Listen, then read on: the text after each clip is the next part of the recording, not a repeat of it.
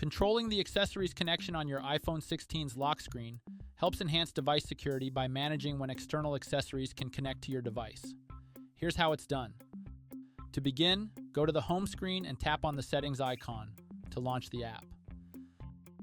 In the settings menu, scroll up or down and tap on Face ID and Passcode. When prompted, enter your iPhone passcode to proceed.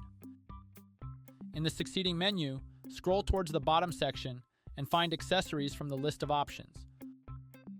Once found, toggle the accessories switch to turn it on or off. When disabled, accessories won't connect if your iPhone has been locked for more than an hour until you unlock it.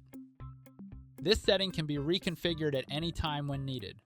All you have to do is follow the same steps to get back to the Face ID and Passcode menu and make necessary changes to the accessories connection. And that's it. Please subscribe to this channel if you found this video helpful. Thank you for watching, and stay tuned for more smartphone tips and tutorial videos like this one.